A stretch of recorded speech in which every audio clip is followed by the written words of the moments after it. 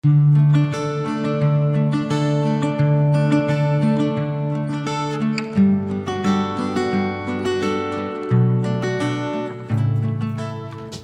pues buenas tardes. Hoy empezamos nuestro tercer programa de la serie de podcast que estamos elaborando desde Aldaima. Este va a ser el último de esta temporada. En septiembre lo intentaremos retomar. Y bueno, hoy tenemos una persona a la que quiero agradecer especialmente por venir aquí en plena ola de calor, que es muy de agradecer, y sobre todo por el tema que ahora comentaré que va a tocar, porque me parece que es uno de los temas nucleares para los que trabajamos en acogimiento, en adopción en general, para los que trabajamos con niños, sobre todo con niños del sistema de protección. Entonces, bueno, ella... Voy a sacar mi chuletilla. Sí. Ella es Lina Convita. Lina es doctora en psicología por la Universidad de Granada y lleva casi 15 años dedicada al estudio del desarrollo del cerebro de los niños y niñas. A lo largo de su trayectoria ha participado en investigaciones en centros como la Universidad de Oregón, el Instituto Nacional de Investigación del Genoma Humano y el Instituto Max Planck para el Desarrollo Humano en Berlín. Profesionalmente, Lina es directora científica de Neuromindset, una spin-off certificada de la Universidad de Granada que nace tras más de 15 años de investigación en el Laboratorio de Neurociencia Cognitiva del Desarrollo, donde se vienen realizando diferentes estudios sobre el desarrollo del cerebro de los niños y sobre procesos cognitivos clave como la atención, las funciones ejecutivas y la autorregulación, y cómo potenciarlos a través de programas de entrenamiento cognitivo y metacognitivo. Además de científica y profesional, Lina es mamá, es madre también, y esto, según ella misma nos dice, ha acentuado su deseo de llevar todo lo que la neurociencia tiene por ofrecer a los hogares y a las aulas, para impulsar estilos de crianza y modelos educativos que potencien el desarrollo de los niños y niñas. Bueno, Lina, muchísimas gracias otra vez por compartir este caluroso tiempo de verano con nosotros. Y bueno, Lina, como un poco avanzaba en la presentación, hoy dedicamos el tercer capítulo del podcast de Aldaima a la D. La D es la tercera letra de nuestro nombre y hemos pensado que es también una buena ocasión, un buen pretexto para abordar el daño. El daño, que es el denominador común que provocan en los niños y niñas que han sufrido experiencias tempranas de negligencia o de malos tratos, ¿vale? Específicamente el daño en el neurodesarrollo, y paralelamente como también tú nos vas a trasladar, y ahora cuando me gustaría que nos compartas ese conocimiento con la gente que nos escucha en el podcast, pero yo quisiera darle esa doble conexión, hablar de ese daño como un impacto, como una secuela innegable de las experiencias de adversidad temprana, pero también como experiencias reparadoras, y a ello lo vinculo al contexto de las familias acogedoras y adaptivas y el trabajo de reparación que se puede hacer en los contextos familiares de este daño temprano, y también como intervenciones como las que seguro que tú nos vas a proponer pueden de alguna manera minimizar o prevenir la intensificación de estas secuelas. Así que, Lina, yo me callo, te cedo la palabra. Cuéntanos, háblanos de tu trabajo, por favor. Bueno, primero que nada, muchas gracias también por vuestro trabajo tan valioso y por permitirnos contribuir. Nosotros, como bien decías, pues llevamos mucho tiempo trabajando en el ámbito de la investigación desde nuestro laboratorio para poder entender cómo se desarrolla el cerebro de los niños y también qué factores influyen en ese desarrollo. Y esto es algo muy importante porque no solamente el qué, que es importantísimo para la ciencia, ¿no? Cómo diferentes circuitos se van desarrollando, cómo la atención se va desarrollando, la capacidad de autorregulación, que eso es en lo que nosotros nos especializamos, pero también en pensar qué está pasando alrededor del bebé, qué está pasando alrededor del niño pequeño, la niña pequeña, que influye, o bien se dice como para bien o para mal, en ese desarrollo del cerebro. Entonces, ese trabajo tan bonito y tan importante, también desde Neuromindset, pues hemos hecho el trabajo de llevarlo a las aulas, a las familias, y es algo que en el contexto en el que estamos hablando, en el contexto en el que nos lleva a entender el daño que sucede, que es algo quizás de las situaciones pues más difíciles que podemos estudiar, ¿no? Que nosotros en particular no nos enfocamos en esta área de estudio, pero sí que nos enfocamos en el entorno socioeconómico, ¿no? Que acompaña al bebé. Entonces, uno de los aspectos más duros que hay por estudiar, y es cómo esos factores que rodean al bebé, al niño pequeño, en sus primeros años de vida e incluso más adelante durante la niñez y la adolescencia, pues influyen en ese desarrollo del cerebro. Y quizás ahora estoy hablando del bebé porque en el laboratorio incluso comenzamos este estudio, todas estas investigaciones, pues sobre los 10, 12 años, luego fuimos a los 7, 8 años, luego pasamos a estudios con niños preescolares y cada vez vamos a más temprano, porque evidentemente el desarrollo en esos primeros meses de vida, te estoy diciendo meses, el primer año de vida es un desarrollo acelerado, muy importante. Y ahí es donde estamos, ¿no? Ahora están viniendo a nuestro laboratorio bebés de 4 semanas y luego vuelven a los 4 meses, porque precisamente ahí están surgiendo todas esas redes, todo eso que está sucediendo para el desarrollo de la atención, por ejemplo, de la autorregulación. Entonces, bueno, quizás vamos empezando un poco a entrar en materia y a discutir un poquillo, que en cualquier momento tú, por favor, sí, siéntete libre de eso, de irme preguntando. Uno de los aspectos que ahora me surgen mientras estás hablando, de enfocar todo lo que podamos trabajar hoy, hasta donde profundicemos, y yo creo que es importante partir de ahí, y es que el cerebro es extremadamente plástico, ¿no? Y esa habilidad de plasticidad, es importante que partamos desde ese concepto. ¿Por qué?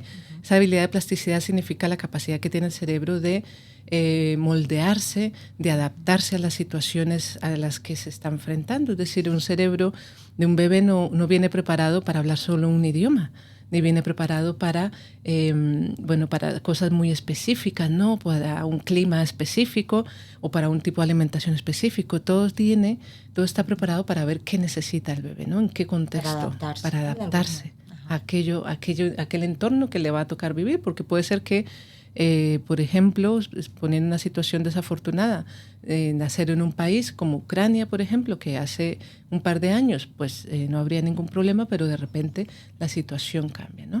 Entonces, esa plasticidad es importante que la tengamos en cuenta para darnos cuenta que todo lo que vamos a hablar aquí no es definitivo. Afortunadamente no es definitivo. Que niños y niñas, entre más temprano empecemos a actuar mejor, y que ellos, su cerebro, como está en pleno desarrollo, está preparado para adaptarse, está preparado para responder a esas demandas que tiene el entorno, ya sean negativas o positivas. Entonces, ya sean negativas a través de sistemas de protección, que de todas formas van a causar un daño en ese desarrollo del cerebro, en el desarrollo del cuerpo también a nivel físico, pero también de reparación.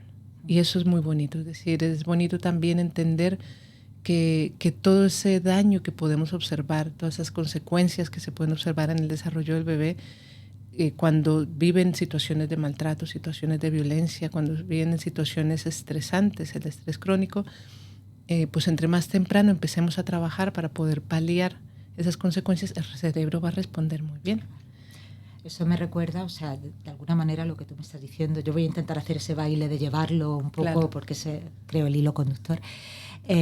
Cómo hemos ido avanzando en la definición de las medidas de protección. Yo llevo ya muchos años en el ámbito de la protección, porque sí que es verdad, y yo creo que la evidencia científica que nos podéis aportar, la gente que estáis trabajando en eso ha sido, yo creo que es sustancial, de cómo los profesionales, cuando yo empecé, era qué suerte ha tenido este niño que era pequeñito y no se ha enterado, por decirlo de alguna manera, sí, a entrar en, digamos, un paradigma prácticamente contrario. Y es que ahora tenemos, incluso desde el punto de vista legal, el mandato legal de entre 0 y 6 años, que no haya ningún niño, por ejemplo, institucionalizado y que esté en un contexto familiar preferentemente, y eso es lo que determina que se desarrolle sobre todo la modalidad de acogimiento en familia de urgencia, que está previsto prioritariamente para los niños, los bebés más chiquititos.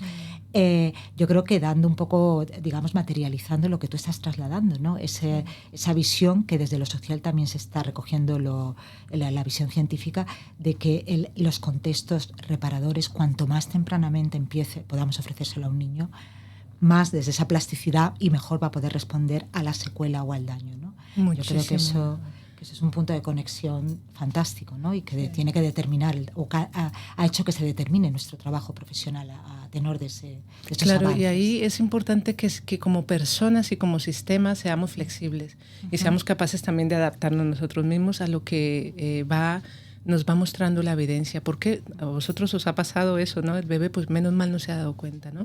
Pues un poco nos ha pasado a nosotros en la investigación de pensar durante muchos años que el primer año de vida, bueno, pues ahí no pasaba casi nada en el cerebro. Porque claro, ¿por qué? Porque no podíamos medirlo. a medida que hemos avanzado en las técnicas de neuroimagen, en las estrategias para estudiar la atención del bebé, hemos visto que está pasando y muchísimo. De hecho, la más grande parte o proporción de desarrollo del cerebro se da en los primeros 6 años de vida, pero de esa la mayoría se da durante el primer año de vida, con lo cual se forjan estructuras importantes. Y si pensamos como el desarrollo del cerebro, como el desarrollo de una casa, como la construcción de una casa, las vigas, las columnas, todo lo que va a sostener el desarrollo de un tejado, ¿no? Un tejado que permita proteger ese hogar, precisamente ocurren durante el primer año de vida.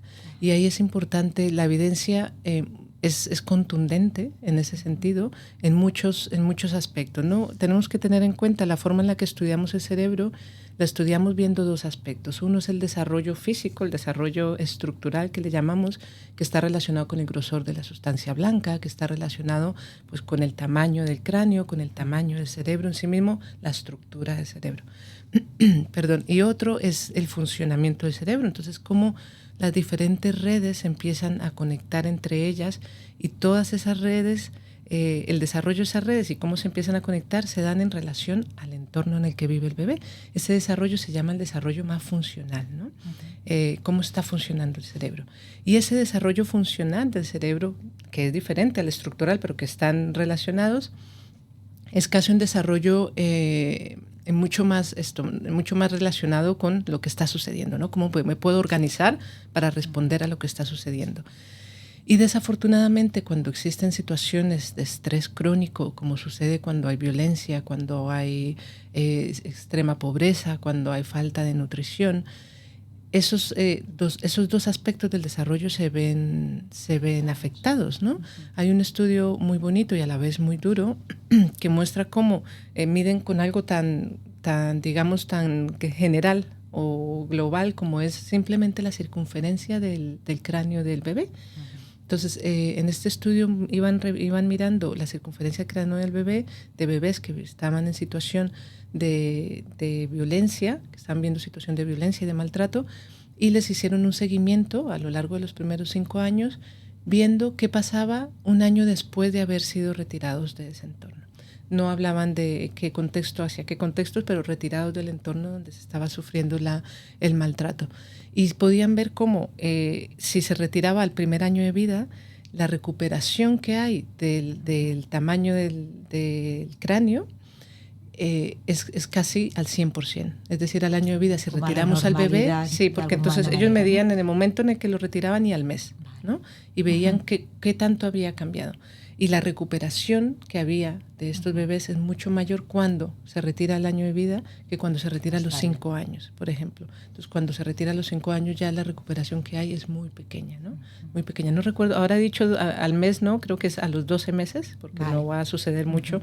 Ahora me estaban viniendo a la mente que no era un mes, eran 12 meses. Entonces, la recuperación después de un año para un bebé es casi al 100%. Vuelve al tamaño normal de un bebé de su edad, mientras que a los 5 años la recuperación es muy pequeñita.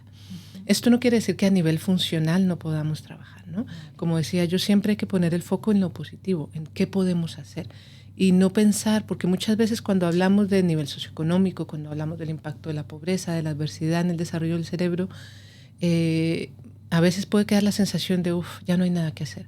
Y eso en absoluto, claro, ¿no? Yo creo que es lo que da sentido a programas como el acogimiento familiar, realmente trasladar o traspasar eso. Y en ese sentido, Lina, ¿qué podemos hacer? Desde la neurociencia, muchísimo.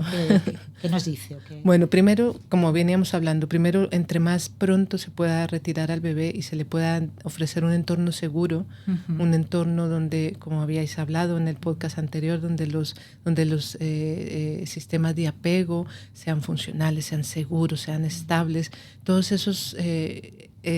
entorno, todos esos factores del entorno va a empezar a reducir el nivel de estrés, con lo cual el cerebro ya no está en alerta, ya puede crecer, porque un cerebro que está en alerta está esperando a ver cómo puedo sobrevivir, ¿no? La amenaza, sí. ¿Cómo puedo sobrevivir? Pero crecer lo dejamos para más adelante. Entonces, ahí ya vamos a tener un entorno donde el bebé se empieza a sentir seguro, donde sus necesidades son escuchadas, escuchadas tras un llanto, escuchadas, atendidas y suplidas, ¿no? Entonces el cerebro empieza a recuperar esa funcionalidad, empieza a aprender, empieza a darse cuenta que necesita, ¿no? el caminar, el poder desarrollar su lenguaje. Entonces ya empezamos a cobrar una normalidad. Y luego a lo largo de toda la niñez y la adolescencia hay un trabajo, es decir, a nivel cognitivo hay muchísimo que hacer. Nuestro cerebro, afortunadamente, como decíamos, esta neuroplasticidad, y ahí es donde nosotros nos hemos enfocado, por ejemplo, en estudiar qué programas de entrenamiento cognitivo podemos implementar. Pero el entrenamiento cognitivo no como simplemente juegos que podamos hacer, que ya la evidencia muestra que tienen un resultado, que es positivo, que podemos utilizarlos para dar un empujón al desarrollo del cerebro, pero también a enseñarles a los niños y a las niñas a utilizar su cerebro. Es decir, a que ellos entiendan y desde muy pequeños, entre más pequeños mejor, de nuevo, empiecen a entender que, ¿no?, qué está pasando por su mente, cómo puedo prestar atención. Es verdad que son conceptos que nos pueden parecer difíciles para un niño de 3 años, pero cuando empiezas a hacer de una forma muy adaptada a su edad, que se den cuenta cómo pueden prestar atención, cómo pueden regular sus emociones, entender que tienen la capacidad de regular. Que esto es algo que muchos niños incluso llegan a la adolescencia y dicen, pero es que puedo. ¿No? Hemos vivido toda la vida a merced de nuestros impulsos y nos han dicho que esto es así y que es muy difícil. Bueno, pues entender desde pequeños que ellos pueden gestionar sus emociones, ¿no? Entonces, programas donde podamos ofrecerles a ellos esta comprensión, este entendimiento, este acompañamiento, es uno de los aspectos también que podemos trabajar. Pero claro, nosotros trabajamos con un modelo de las 3P, le llamamos es el paliar, ¿no?, el potenciar y el prevenir. Entonces, la prevención pienso que es uno de los aspectos importantes en este sentido, es decir, la educación, porque cuando nos encontramos, quizás nos movemos un poquito de tema, ¿no? Pero ¿qué podemos hacer? Va también por empezar por la prevención. Y ahí la evidencia también es clara, y es que mamás, y digo sobre todo mamás porque son las madres quienes están más tiempo, está todavía más tiempo presente en los primeros meses de vida, también depende mucho del nivel socioeconómico, pero las madres jugamos un papel fundamental. Y las madres también podemos gestionar emociones, pero no sabemos cómo. Entonces, empezar con programas donde las madres tengan apoyo, donde se nos enseñe a gestionar las emociones, porque la maternidad es muy dura, sobre todo cuando llegan situaciones donde no hay una estabilidad financiera, donde no hay una estabilidad, donde no hay seguridad alrededor, donde se ha vivido maltrato. Ahí tenemos que empezar. Fíjate, me está recordando porque muchas veces la propia situación de crianza reactiva o activa de alguna manera vivencias ese modo cerebral de amenaza, ¿no? Claro. Y hace que haya reacciones, y me parece muy interesante eso que dices. Claro. Y eso yo lo conectaría con el trabajo un poco de preparación con las familias acogedoras. Es verdad que mayoritariamente todavía mujeres, que para hacer ese trabajo de corregulación, ¿no?, de enseñar a regular al bebé desde chiquitito, ese empezar a trabajar desde el darse cuenta y el regular las propias emociones como una herramienta muy potente, ¿no?, a la hora de hacer el acogimiento, de implicarte en la crianza de un niño que, como tú dices, vas a recibir en casa en modo amenaza, en modo hiperalerta, y ser capaz de darte cuenta cómo resuena en ti y cómo devolverlo desde un estado de regulación. Fundamental. Me parece fantástico, ¿no? Fundamental el trabajo. Encaminaría por ahí lo que estás diciendo, ¿no? Claro, porque el trabajo que vosotros hacéis, ya una vez nos llevamos, somos capaces de acoger, de retirar al bebé y llevar a un nuevo entorno, ese nuevo entorno muchas veces puede ser que también haya niveles de estrés. Efectivamente, o sea, sin querer, a veces, y desde la buena intención podemos estar amplificando o consolidando patrones, a lo mejor, como tú dices, que han sido funcionales en el contexto maltratante, porque mi cerebrito tenía que estar en modo amenaza, ¿no? Pero que ahora puedo permitirme ya estar más calmado, y a lo mejor las familias acogedoras en ese sentido, si tienen esas herramientas antes o como parte de su preparación, eso pueden hacerlo aún mejor, ¿no? Claro, y sobre todo que, de nuevo, volvemos a que antes la concepción de regular las emociones era como la inteligencia emocional, ¿no? Pero ahora ya no estamos hablando tanto de inteligencia emocional como algo que tienes o no tienes, sino de habilidades que puedes aprender.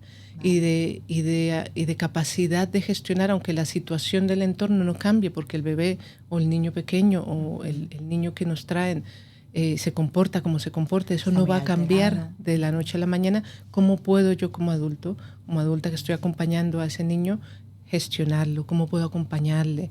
¿Cómo puedo ser capaz de retirarme y respirar para poder acompañarle? Estas situaciones son fundamentales y son a veces se hace mucho con muy poco, es decir, enseñar, cambiar creencias, de que es esta típica creencia que hay de que los niños quieren llamar la atención, ¿no? Como algo negativo. Que es tan perversa, sí. Porque en realidad todos buscamos, es decir, todos necesitamos atención. Y un niño más, porque tiene muchas necesidades, ¿no? Entonces, claro que quiere llamar la atención, pero eso no tienen una mala intención. Entonces, incluso cambiando esas pequeñas creencias que a veces nos hacen, es verdad, ¿no? El niño, ¿no? Esas intenciones que en el pasado que le atribuíamos a los niños, de que es así, o un niño en realidad pues no tiene esa maldad, ¿no? Entonces, hay un trabajo muy bonito de prevención con las familias que acogen, con las familias que van a acompañar, que podemos hacer. Porque esa prevención también, a través de la prevención y luego el paliar también va en aprender esas habilidades de crianza, ¿no? Y fíjate que ahí hay un aspecto que también evaluamos en nuestro entorno y que yo también cada vez lo estoy viendo más, sobre todo en los contextos desestructurados, es cómo desde la familia que acoge le podemos dar una estructura al bebé, al niño, a la niña. Porque parece algo que, bueno, no pasa nada, ¿no? No tener estructura, comemos cuando queramos, cenamos cuando queramos, pero esto es fundamental, es algo nunca nadie podría en realidad verlo como algo que es malo, pero para un niño el no poder predecir qué va a suceder en su mundo es un factor de estrés muy grande.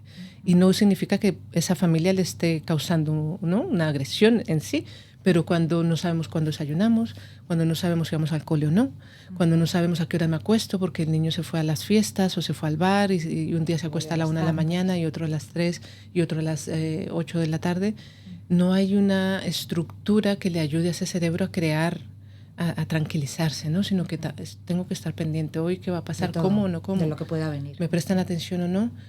Aunque no haya un contexto agresivo en sí mismo, ¿no? Pero fíjate que sí, precisamente ese aspecto de la estructura es algo que para las familias de acogida es importante entender, que ellos necesitan estructura, que el adulto, cuando tenemos niños, tenemos que ponernos en segundo lugar. Y nos lo han dicho mucho y parece que no, pero sí, un poquito sí. Hay que saber entender que las necesidades de ellos tienen que ir primero. Hasta cierto punto, no el bebé, el niño no tiene que... el centro al que gira de alguna manera, mirar con esos ojos de qué necesita, no tanto de esa, como dices tu intencionalidad, sino qué me está diciendo con esto. Y lo que me dices me parece además es una de las recomendaciones que solemos dar, y que las propias familias yo creo que también enseguida se dan cuenta, sobre todo cuando los niños son muy chiquititos, porque son niños que suelen llegar, como tú bien dices, sin ningún tipo de hábito instaurado, y con ese especie de alteración de base ahí puesta. Y en cuanto pasa una semana, hay días que a veces son un poco tensos para todos porque mueven mucho las dinámicas, pero ya entran en una base un poco de estructura, como decías, de regularidad.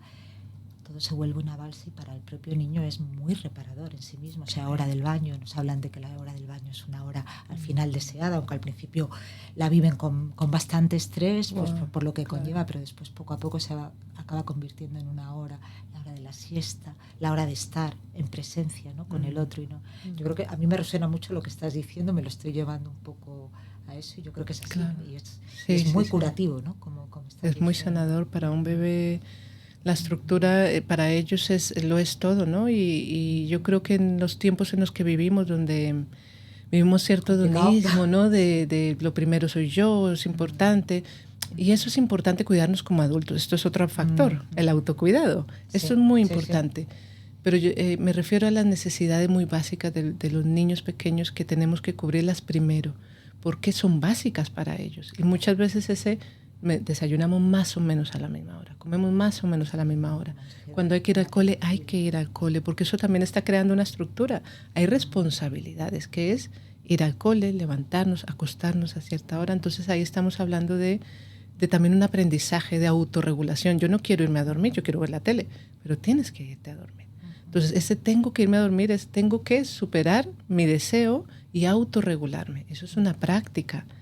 Y hoy por hoy muchos niños no tienen la oportunidad de tener, y muchos niños no solamente en estas situaciones, ¿no?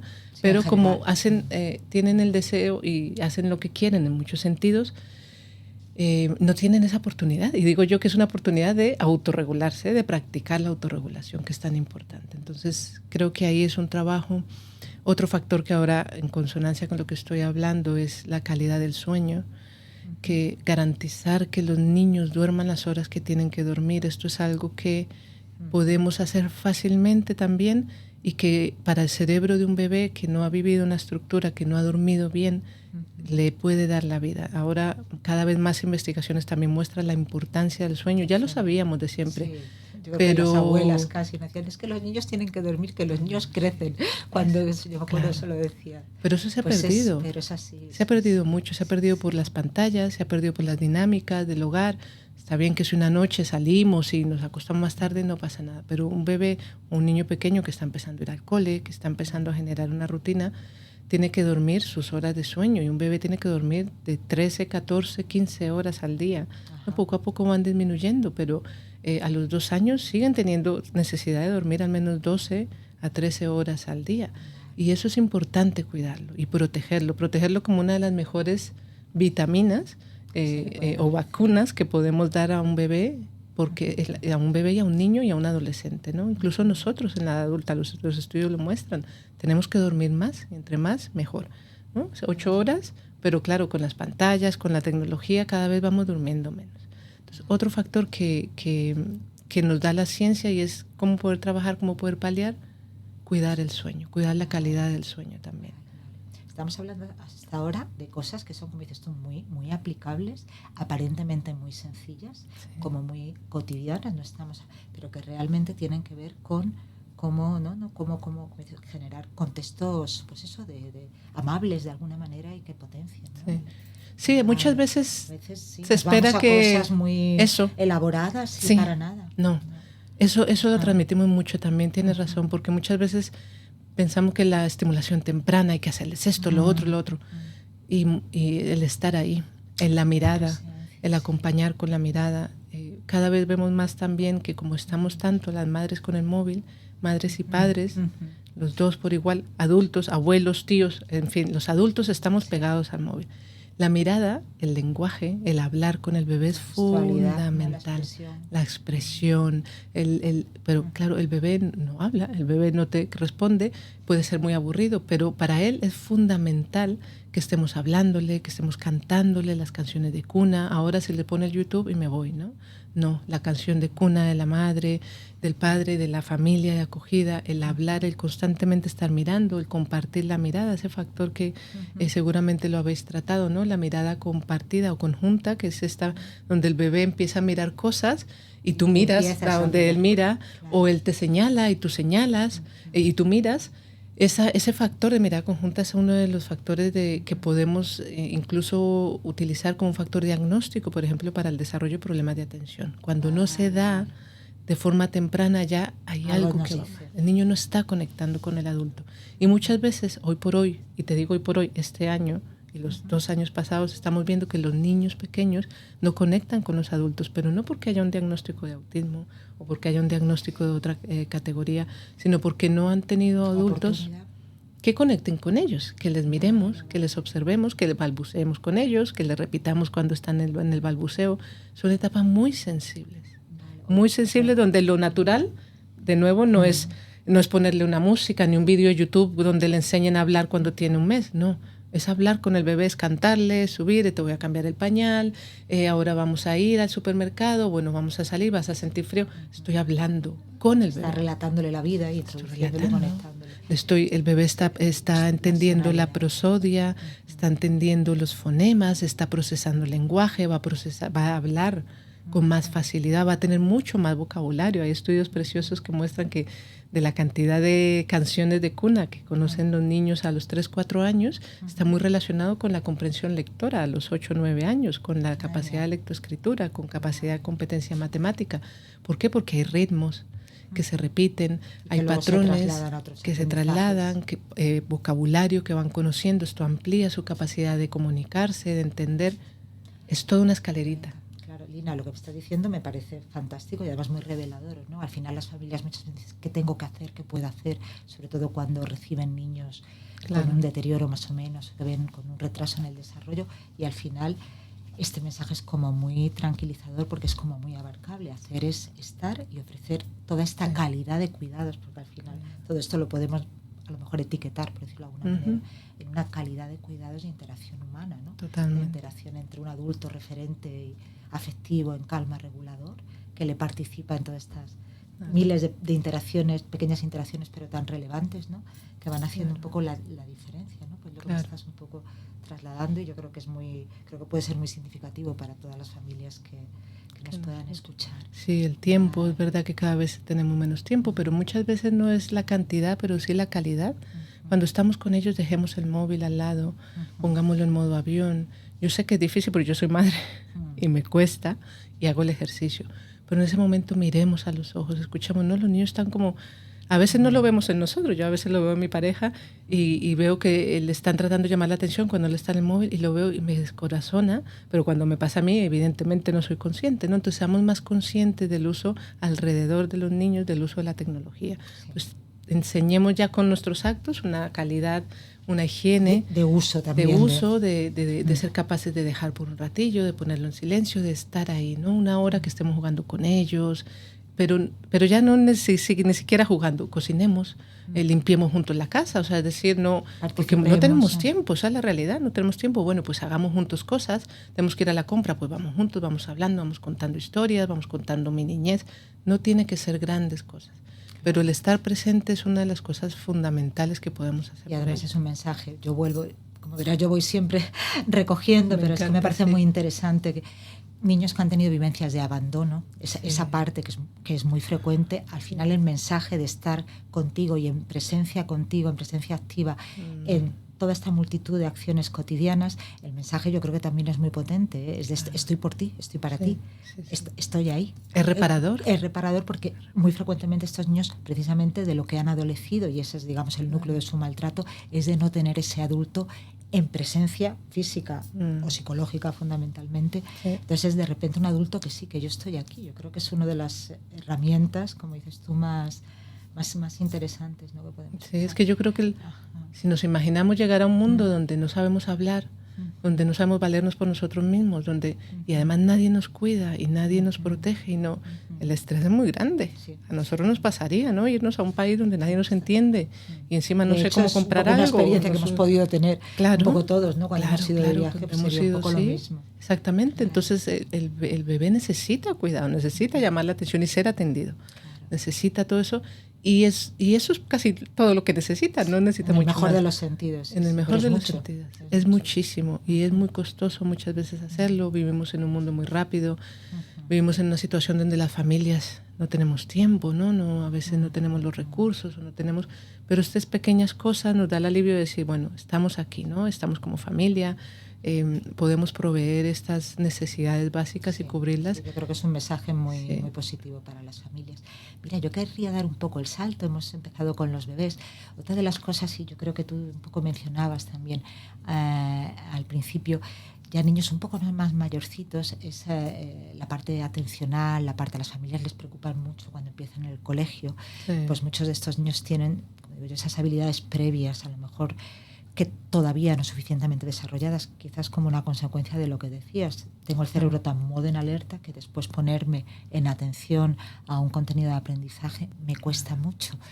Pero yo tengo la sensación de que a todas las familias, aunque digan que no les importa mucho, yo no sé si también porque tenemos la medida de competencia parental por los resultados académicos de nuestros hijos o de los niños, lo digo en el buen sentido porque queremos creer que lo vamos a hacer bien con el niño. No sé, te lanzo esto, ¿no? Ahí ese trabajo atencional o cómo, no sé. Bueno, hay muchísimo que hacer, es verdad. Los niños más grandes ya requieren un trabajo más. Ahí sí que estamos hablando de algo más estructurado, más acompañado. Yo siempre recomiendo, si vemos dificultades más específicas, que acudamos a un profesional. Si necesitamos, vamos a la logopeda, a la psicóloga o al psicólogo y vamos acompañándonos de esa ayuda profesional. Eso por una parte, porque esa ayuda es más estructurada, ¿no? Es más quizás enfocada a esas necesidades particulares que pueda tener el niño o la niña. Pero luego en el hogar podemos hacer muchas cosas. La primera de ellas es trabajar mucho con la tecnología, es decir, cuidar mucho las rutinas de uso y abuso de pantallas que puede suceder y que va a impactar de forma mucho más negativa a ese desarrollo de la atención, ¿no? Los estímulos rápidos, el pasar tanto tiempo, hay que saber utilizarlas, no son malas, no están aquí, pero el aprender a utilizarlas, darles una estructura. Yo, por ejemplo, recomiendo mucho que entre semana los niños que ya están yendo al cole no usen ninguna pantalla, no la necesitan. Hay podcast, hay radio, hay música que una vez adquirido el hábito, los niños les encanta. Pero tienen que adquirir el hábito y tienen que pasar por el mal rato de no tenerla, ¿no? Entonces yo recomiendo de lunes a jueves, por lo menos, vamos a minimizar lo que más se pueda. Si podemos quitarlas, fenomenal. Si no se puede, pues media horilla, ¿no? Dependiendo de la edad. Y ya jueves, viernes y sábado, pues ya pueden ver una película, ya pueden ver un poquillo más, que tengan ellos su momento de pantalla. Esto lo pongo como primer factor porque es uno de los factores que está influyendo más la atención, la está afectando muchísimo. Esto es una rutina de casa que puede contribuir. Ya hemos hablado del sueño, hemos hablado de la alimentación también, que parece que no, pero también influye. La estructura del hogar también crea sistemas atencionales, es decir, si vivimos en un hogar rápido donde las cosas son estresantes de nuevo, ¿no? El sistema atencional no se está enfocando en una cosa. Entonces la estructura también nos está cultivando. Y de nuevo vuelvo a que muchas veces pensamos que tenemos que hacer muchas cosas, pero ya en el hogar estamos haciendo muchas cosas para promover la atención, ¿no? O que puede impactar al contrario. Vale. Eso por un lado. Luego, todo lo que sea ejercicios de la lectura, por ejemplo. Antes dije podcast, situaciones donde los niños y las niñas puedan estar trocitos de tiempo que pueden ser al comienzo muy pequeñitos porque no puedan mantener la atención, que puedan ser un cuento de 5 minutos, perfecto, 5 minutos que nos llevamos, ¿no? Pero al siguiente día o a los 2 días 6 minutos y voy subiendo 7, o vamos haciendo un podcast donde, a mí el podcast me gusta mucho, los cuentos, audiocuentos, audiolibros, sí. Porque están escuchando y hoy por hoy son muy visuales los niños y no escuchan. Vale. Y no, los maestros se nos dicen, por favor, ¿qué hago para que los niños me escuchen? Es muy interesante, sí. Es un ejercicio, mira, es la radio de toda la vida. Ajá. ¿Verdad? Volvemos a lo de antes. El escuchar sin ver imágenes para ellos es un entrenamiento y mantienen la atención. Por 5 minutos, 10 minutos que dure el cuento, están manteniendo un nivel atencional en algo donde no lo están viendo, ¿no? No son las imágenes rápidas. Esto es algo, una rutina que es bonita para ellos. Y puede ser simplemente la lectura en casa. Ahora están recomendando mucho, por ejemplo, leer los cuentos sin que vean las imágenes al comienzo. Otra cosa muy sencilla, leemos el cuento, ellos no ven las imágenes y poco a poco ya van viendo, porque son muy visuales hoy por hoy y necesitan aprender a escuchar, aprender a mantener la atención. Entonces, esta es otra estrategia. Y leer siempre, todas las noches, si podemos. Que también 20 es hacer minutos. Un espacio también de atención, espacio, sí. De calidad. De nuevo, ellos están atendiendo, están manteniendo, están conectando. Y esto está creando circuitos atencionales. No estamos hablando de un ejercicio como tal, que formal, también ya hemos hablado, ¿no? De juegos de atención, perfecto. Claro. Pero esto ya está más cercano a la vida. Vamos a cocinar una receta, ¿no? ¿Qué vamos a hacer? ¿Qué necesitamos? Pues para hacer el arroz o para hacer la paella necesitamos, vamos a leer estos ingredientes. Ok, comenzamos por este. Estamos hablando de planificación, de memoria de trabajo. ¿Ya echamos sal o no echamos sal? Las instrucciones. Hemos seguido las instrucciones, hemos pasado un tiempo en familia, hemos trabajado habilidades cognitivas, hemos trabajado la memoria de trabajo. No tenemos la leche tal, pues ¿qué vamos a hacer? Flexibilidad, ¿no? Vamos a buscar cómo podemos reemplazarlo. Entonces son situaciones cotidianas donde vamos trabajando habilidades. Quizás ahí sea bueno enfocar qué necesitamos. No hablamos de atención, que es una habilidad, la capacidad, que hay 3 diferentes tipos de atención. No sé si podemos entrar ahora un poquillo. Sí. Una de las capacidades o uno de los factores, o como la estudiamos nosotros, las 3 redes atencionales, una es la capacidad de mantener la atención, ¿no? La atención sostenida está muy relacionada con el sistema de alerta, es decir, si estoy despierta, estoy cada vez más, ¿no? Dispuesta para prestar atención, mientras que si estoy cansada, somnolienta, pues baja. Y eso le llamamos el sistema de atención sostenida, la alerta, ¿no? La atención, la capacidad de sostener la atención. Luego tenemos la orientación de la atención. Entonces, la orientación de la atención hace referencia a que el niño sea capaz de llevar la atención voluntariamente a donde quiera. Al comienzo eso es automático, es decir, hacemos ruidillo para que el bebé nos preste atención o se le olvide que estaba llorando. La orientación es dirigida por el adulto, ¿no? Pero poco a poco vamos ganando la capacidad de orientar hacia donde queremos. Y ahí eso es un trabajo que tenemos que hacer. Oriento hacia donde yo quiero prestar atención. Porque no podemos estar siempre a merced de los estímulos. Y sobre todo con la sobreestimulación que aludíamos antes. Y por eso ahí siempre nos dicen, pero los niños que tienen déficit de atención, ¿por qué se pueden pasar 2 horas jugando al videojuego? Porque no están haciendo una atención voluntaria que es muy costosa al nivel del cerebro. Es una atención guiada por estímulos. ¿No? Ellos están respondiendo, aparece un estímulo, ellos responden. Entonces esa atención es una atención que puede ser sostenida, pero no es una atención voluntaria. Es una atención muy guiada por los estímulos. Y el tercer componente, muy relacionado con la orientación de la atención, es la atención ejecutiva, le llamamos, que es una atención que nos permite darnos cuenta que hemos cometido un error, corregir el error, ser flexibles si ahora necesito cambiar de ruta, si necesito cambiar de estrategia mientras estoy haciendo un examen, por ejemplo. Es una atención mucho más costosa a nivel de recursos cognitivos. Entonces son estas 3 componentes de la atención que tenemos que tener en nuestra mente. Y esto pues se hace, de nuevo, trabajarlo en el día a día es fácil, entre comillas, si la conocemos, ¿no? Entonces decimos, bueno, pues vamos a hacer una receta, vamos a dar un paseo. ¿Hacia dónde salimos? Si queremos ir a la biblioteca, y ya hemos ido muchas veces, ¿qué camino podemos coger, no? Ayudamos al niño a pensar, a que en su mente cree ese plan, hacia dónde vamos, la memoria visoespacial, y son cosas cotidianas. ¿Y aquí a dónde vamos? ¿A la derecha o a la izquierda? Estamos trabajando diferentes aspectos, estamos haciendo que el niño mantenga en su mente un plan y lo vayamos ejecutando poco a poco, ¿no? Me parece fantástico todo lo que estás diciendo, porque al final es trasladar, vuelvo a las familias que nos puedan estar escuchando, un mensaje de que las competencias, inicialmente las habilidades, las tenemos. Sí. Otra cosa es que nos demos cuenta de que prioricemos tareas aparentemente tan sencillas, porque aprendamos a darle el valor que tienen, ¿no? Como estrategias de recuperación de aprendizaje para los niños, incluso para nosotros mismos, ¿no? Claro. Para estar en una interacción como de mucha más calidad y más chula con los niños, ¿no? Porque al final nos acabamos también contagiando en ese sobrehacer y en ese... O sea, ahí es un poco el dar ese paso atrás, que yo creo que hasta a los propios adultos, que también me parece interesante, porque a veces los acogedores experimentan cierta sobrecarga. Hay una parte que está inducida, pues porque hay un incremento en las tareas de cuidado. Un niño, como tú decías, es mucho, pero hay otra parte que yo creo que es muy... La sobrecarga psicológica que yo digo, que es cómo nos hiperpreocupamos o nos obligamos a tener que estar haciendo muchísimas cosas para compensar ese niño o atender. Y a lo mejor no se trata de tanto, ¿no? Sino de poner en práctica un poco la línea que tú estabas apuntando, ¿no? Yo creo que no, porque es verdad que terminamos más estresados. Nos pasa mucho con los niños de padres separados, que sobrecompensamos cuando en realidad la vida tiene sus dificultades, y algunas de esas puede ser el divorcio, la separación, y cómo podemos estar, ¿no? Sin tener que sobrecompensar con situaciones donde incluso el adulto nos ponemos en situaciones de mayor estrés, ¿no? De más ansiedad. Las notas, por ejemplo. Sí, eso es Ahí, a medida que vamos trabajando con ellos también, nosotros trabajamos mucho la mentalidad de crecimiento, que esto es algo bonito que podemos trabajar las familias. La mentalidad de crecimiento es es que entendamos y que los niños entiendan, y nosotros como adultos también, es que todas las capacidades, competencias, habilidades que tenemos, las hemos ido adquiriendo a lo largo de la vida con algún esfuerzo, que tenemos que esforzarnos.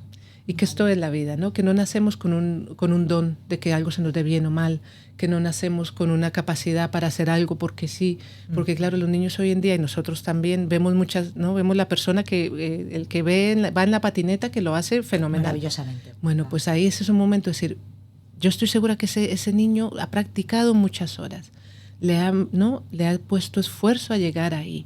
Es decir, que los niños poco a poco van entendiendo con esta mentalidad de crecimiento, es decir, que no somos una obra terminada, que nuestro cerebro es muy plástico, que si bien algo no se nos puede dar bien, si le echamos muchas horas de práctica, poco a poco se va a ir mejorando esa competencia, esa habilidad, y que los errores son la mejor forma de aprender. Entonces, cuando vivimos en un contexto donde el error es bien recibido, muy bien, ¿no? Las notas dejan de ser algo que nos generen estrés, porque las notas, como yo lo trabajamos con los niños, son un indicador. De 1 a 10, ¿por dónde vas? ¿Vas en 5? Bueno, pues te quedan 5 por llegar. ¿Vas en 8? Oye, pues muy bien. Todavía indica que más o menos 2 puntitos de esos te hizo falta por aprender, pero todavía los puedes aprender. Porque las notas hasta donde yo me quedé era algo donde llegaste aquí, ya no. Si sacaste un 5, ya estuvo. Era el punto y final. Sí, pero no había una continuidad. Sí, bueno, pues hasta ahora y yo creo no que llegaste. Los adultos tenemos mucha responsabilidad en eso, porque nos lo creemos. Y porque fuimos criados así. Exactamente, porque fuimos educados en esa parte de competitividad, ¿no? Sí, que las notas eran algo que decían más de nosotros que de un proceso de aprendizaje que es flexible, que algunas veces puede ir muy bien y algunas veces no puede salir tan bien. Está muy relacionado si nos esforzamos, si prestamos atención, si el examen tuvimos la conciencia, si dormimos bien, en fin. Puede estar relacionado con muchas circunstancias, pero no significa que seas malo, que no seas inteligente, porque inteligencia tenemos todos. Ahí está donde tú decías, ¿no? Todos tenemos las competencias. Sí. La inteligencia, ya también la evidencia, que antes era un factor fijo, es genético. Sí.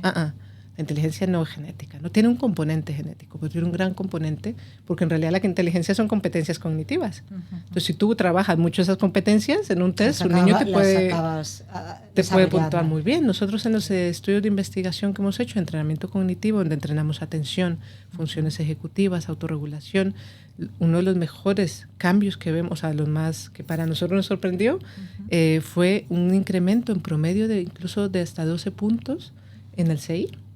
Que esto era algo que en el pasado era impensable. ¿No? El CI no se Cuando mejora. Yo estudié psicología, eso era impensable. Exactamente. Entonces, porque son competencias base que son cognitivas, que solapan mucho con las competencias que normalmente se miden en inteligencia, atención, funciones ejecutivas, razonamiento, planificación. Si tú trabajas al final todo es como eso, la interacción de un conjunto de habilidades que llevan a un resultado que es desde donde se medía exclusivamente, ¿no? Exacto. Y que ahora, claro, y que si trabajamos, fantástico también para trasladar a las familias y a los niños. Y a los niños. Entonces, cuando un niño entiende que no es una obra terminada, porque un niño que quizás venga de un entorno donde se también hablamos, ahora lo conecto con la autoestima, es que yo creo que aquí van saliendo, son niños con una autoestima a veces muy bajita, entendiendo como queramos entender un poco el constructo de la autoestima, ¿no? Pero sobre todo en la parte académica de yo soy tonto, yo no valgo, a mí no me gusta, yo no quiero estudiar, en fin, todo, que al final lo que estás un poco poniendo esas capitas de defensa porque la ejecución no está siendo como a lo mejor la del resto de los compañeros.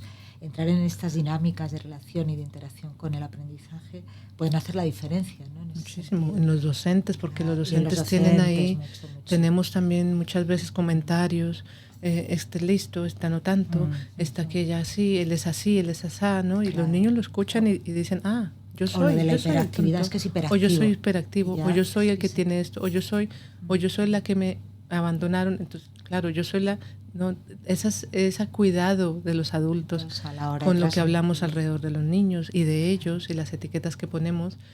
Cuando entendemos la mentalidad de crecimiento, ahí las familias pueden buscar mentalidad de crecimiento en YouTube. Hay una doctora de la Universidad de Stanford que se llama Carol Dweck. Su apellido es un poco Dweck, ¿no? D-W-E-C-K. Y ella dio una charla en BBVA, de estas charlas de Aprendemos Juntos, creo, una charla entera. Sí. Ahí está la charla de mentalidad de crecimiento. Vale, y esa mentalidad de crecimiento nos da mucho espacio para los niños entender que ellos no son una obra terminada, que no entender que pueden cometer errores y que pueden aprender de los errores, que si quieren desarrollar una competencia, pueden, que tienen que esforzarse, que todo viene de un esfuerzo, ¿no? Que no se nos da en la vida de repente porque sí. La fama que todos quieren no ser YouTube. Una positiva del esfuerzo. A mí esto me recuerda un poco al Buda, ¿no? El esfuerzo gozoso que llama el budismo, ¿no? Esa mentalidad, esa actitud. El esfuerzo, sí, es decir, el esfuerzo me refiero a... No como algo pesado, sino como algo ligero. Dedicación. ¿no? Y de dedicación. De dedicación, es decir, que las cosas... porque claro, los niños suelen decir, no, es que eso no me sale bien. Claro, cariño, es que lo has hecho 2 veces. Cuando lo hagas 15 o 20 ya te empezará a salir. Y no pasa nada. Y esto es la comprensión simplemente de un proceso, igual que nosotros de adultos. Uy, es que esto no me sale, ¿no? Pues venga, tendré que practicar más. Son mensajes escondidos que los niños van pillando acaban cogiendo mucha la fuerza. Práctica hacia el maestro, en realidad, ¿no? Es el dicho. Y entonces eso les relaja también. Les relaja en el sentido de que, vale, no soy el malo, no soy el que siempre saca malas notas, porque entonces, no, bueno, vamos a darle otra oportunidad al aprendizaje. Me parece muy, muy interesante lo que dices. Y ahora voy a seguir avanzando, llegamos a la adolescencia. A mí me parece, no sé, quizás sea perspectivas diferentes de trasladar un poco todo lo que nos estás contando, pero quizás en momentos evolutivos. A mí hablar un poquito de la adolescencia en este contexto y desde el punto de vista un poco de la evidencia del trabajo, del enfoque del neurodesarrollo, porque sí que es verdad que es un poco, yo creo que para todos los padres un poco el momento de crisis, ¿no? Pero sí que es verdad, yo creo que también de una manera un poco artificialmente, porque a lo mejor salen otras cosas, hay otras competencias, otros retos, otros desafíos, pero sí que es verdad que para muchas familias acogedoras es un momento donde pues los niños, incluso quizás en ese contexto de que van adquiriendo habilidades y posibilidades de reflexión y tal, pues se replantean cosas, surgen pequeñas crisis personales y de convivencia. No sé, niños que se incorporan más mayores, que a lo mejor los procesos de apego en la familia acogedora y con respecto a su familia son más complejos. No sé, te estoy lanzando muchas cositas, sí, pero no sé, me gustaría que tú recogieras y cómo es la evolución a nivel de neurodesarrollo en la adolescencia, qué trabajo podemos hacer ahí.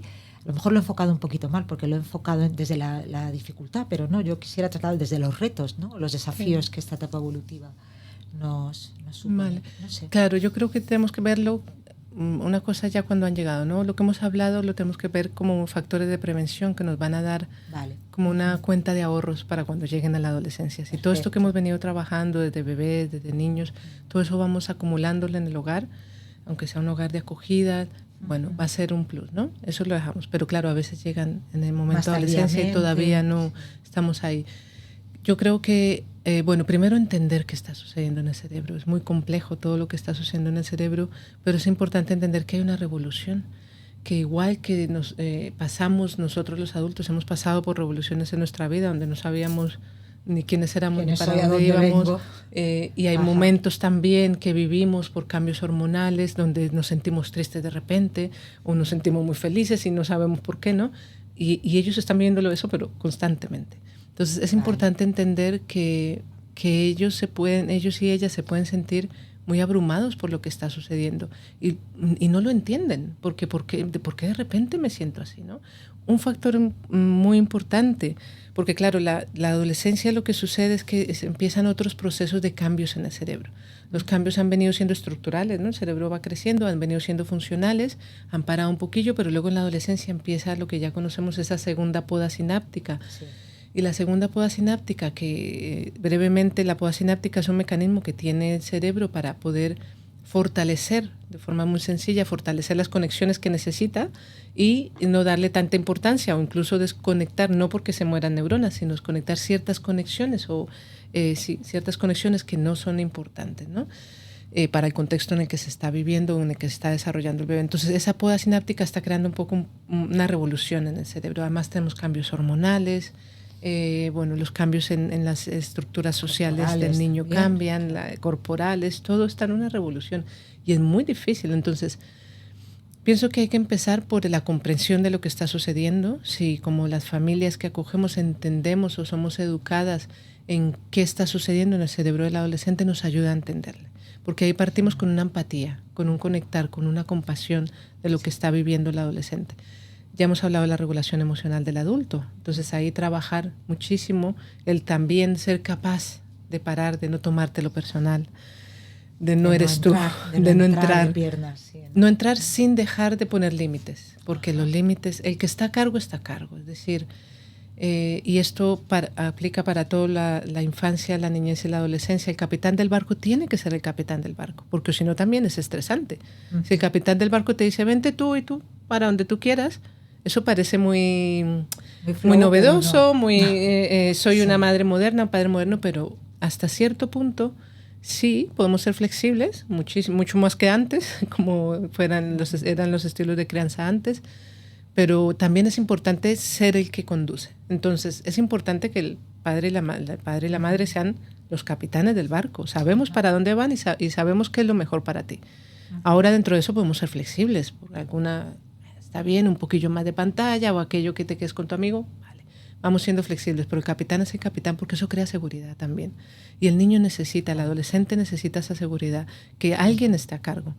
Porque no aunque se rebelen, aunque lo rechacen, lo están necesitan esa seguridad porque es que el mundo está en un caos. Si encima de un caos yo soy el que estoy a cargo y no sé qué hacer con mi vida, es muy estresante. Entonces es importante que los límites estén con disciplina, con amor, esa disciplina positiva de la que se habla hoy, que es tan bonita, ¿no? Por hoy, es esa disciplina de hay límites con mucho cariño, con mucho amor, con mucho tacto, pero hay límites. El enseñar al adolescente por lo que está pasando es algo que también es muy poderoso, es una estrategia muy sencilla, pero cuando ellos entienden qué está pasando en su cerebro y por qué se sienten de repente súper tristes o súper energéticos o enfadados, vale, no me lo tomo muy personal, no, las emociones no son tan reales. Que esto es algo que hoy por hoy quizás nuestro mundo también de las emociones son algo que tienes que escuchar tus emociones, escucha tu cuerpo. Sí, pero hasta un punto. Porque las emociones van y vienen. No hay que identificarse tanto y quedarse ahí colgado. Entonces tu emoción es muy importante. Sí, tu emoción es importante, pero no le vamos a dar una entidad a tu emoción porque tu emoción en 2 minutos ya se va a haber ido. Entonces es importante también que ellos aprendan esas estrategias de regulación o que se den cuenta que esas emociones son pasajeras, que cómo las van a gestionar, no reaccionar ante cualquier emoción. Hay un trabajo muy bonito igual que nos han enseñado las matemáticas y las ciencias, de entender el cerebro, de entender mis emociones, de entender mis hormonas, de entender estos cambios que están sucediendo, desde la comprensión de, bueno, vamos a ver qué puedo hacer, porque el adolescente ya es un agente activo. Porque si todo depende del adulto, pues de nuevo, no saben cómo responder, ¿no? Pero ellos ya pueden también darse cuenta que esos cambios, pues no, y entonces no reaccionar ante eso. Claro. El sueño es importante cuidarlo de nuevo en esta etapa. Aquí tienen como niveles energéticos también bastante fluctuantes, ¿no? Y sus ritmos, sabemos que el ritmo circadiano de los adolescentes cambia muchísimo, por eso se van tan tarde a la cama. No es que quieran irse a la cama tan tarde, es que su ritmo está cambiando y eso biológicamente está sucediendo. De hecho, yo me acuerdo, vi un reportaje, no sé si viene a lo que estás diciendo, que los horarios del Instituto para los adolescentes son nefastos. Fatal. Porque no se ajustan para nada a lo que tú dices, a sus propios ritmos. Perdona, te interrumpí. Sí, no, pero iba para allí porque hay estudios que muestran que, por ejemplo, los horarios para hacer los exámenes en los institutos deberían ser más tarde por el ritmo biológico que está siguiendo, que tiene el cuerpo de los adolescentes. Entonces, claro, hay que cuidar dentro del saber que se van a la cama más tarde, pero hay que cuidar de alguna forma la higiene del sueño, pues intentar que no se vayan tan tarde, que no utilicen dispositivos móviles tan tarde por la luz que va. Puede ser que ellos se vayan a la cama a la misma hora, pero la calidad del sueño va a estar alterada. Entonces, estos son cosas que hoy le llaman como hackear nuestro cerebro, ¿no? Es decir, entender ciertas situaciones y poder cambiar cosas que podemos para mejorar la calidad del desarrollo del cerebro. Entonces el sueño es algo que tenemos que cuidar en la adolescencia y luego yo creo que de nuevo las rutinas, los rituales, las cosas organizadas que les permitan predecir, que les permitan controlar los límites, que les permitan saber hasta dónde llegar, aunque se los pasen, se los van a pasar. Es el juego, es necesario, que tienen que pasar, es su papel, pero están ahí. Pero no los vamos a cambiar nosotros, porque ellos lo necesiten pasar, nosotros lo vamos a cambiar. No es como, yo hace poco leí la metáfora que me gustan mucho, en un puente, ¿no? Un puente tiene que tener sus barreras, porque nos podemos caer. Vamos a llegar al otro lado, pero tienen que haber unos límites. Y si los pasamos puede ser peligroso, pero nosotros somos ese puente, esa estructura donde les dice más o menos por dónde ir. Bueno, de nuevo, todo lo que sea ofrecer actividades, el deporte, las herramientas artísticas y lúdicas, el juego, el que sigan siendo niños, el que no se entren tan pronto en todo ese mundo de redes sociales, donde la atención evidentemente la perdemos, donde el estrés social es muy alto, donde la figura ya empieza a cobrar una importancia muy grande. Intentar, dentro de la medida de lo posible, ya hay movimientos muy bonitos de retrasar el dar el móvil a los niños. A los adolescentes, retrasarlo ahora aquí pues a los 12 años porque entran al instituto, pues si podemos a los 14 mejor. Y no el móvil puede llevarlo, ¿no? Pero bueno, redes sociales, todo eso, ahora incluso intentar limitarlo. Y de ya hecho estamos hablando de 16 años para redes sociales, que de hecho la ley es así, ¿no? Pero se nos olvida. Entonces que toda esa exposición a una red social sea mucho más tarde, cuando ya haya una estructura donde el cerebro ya está un poquillo más consolidado, donde la personalidad ya también se ha trabajado un poquito más, y pueden ser 2 años de diferencia, pero pueden hacer la diferencia entre una depresión o una autoestima muy baja o no, si protegemos también de esa exposición a la que se ven sobre todo las adolescentes, hoy por hoy con esa exposición. Entonces yo creo que son acciones pequeñas pero acumulativas que podemos ir haciendo alrededor de nuestros adolescentes. Bueno, Lina, me parece súper interesante, sobre todo por lo asequible o accesible, ¿no? Al final es como traer la ciencia a lo cotidiano y a lo cotidiano aparentemente difícil, como es un poco el planteamiento que hacemos nosotros de trabajo con niños en protección, pero que al final no es nada tan diferente. Es aprender a mirar desde las necesidades de los niños y niñas y a mirarnos desde las competencias y las capacidades que podemos poner en juego, ¿no? Yo un poco, me gustaría un poco, no sé, resumirlo o acabar un poco en esa línea. No sé, Lina, me ha parecido súper interesante, no sé cuánto tiempo llevamos, pero llevamos ya un buen rato. No sé, algo un poco por cerrar todo, no sé, de recomendación o para acabar un poco, ¿no?, esta conversación que hemos tenido, o al contrario, de apertura hacia algo por donde podríamos ir. Yo te llevo desde el sistema de protección de niños con este daño potencial en mayor o menor medida a nivel del neurodesarrollo. ¿Por dónde van las cosas o por dónde podríamos encaminar? Quizás me gustaría cerrar con un poco como abrimos, ¿no? Hay algo que tenemos que tener en cuenta todos los adultos que estamos alrededor de niños y niñas y adolescentes. Es esa neuroplasticidad, es esa capacidad de cambio que la tenemos todos, incluso nosotros, que no creamos nosotros que somos una obra terminada. Lo llevaría a la comprensión de que los niños y las niñas tienen todo ese potencial.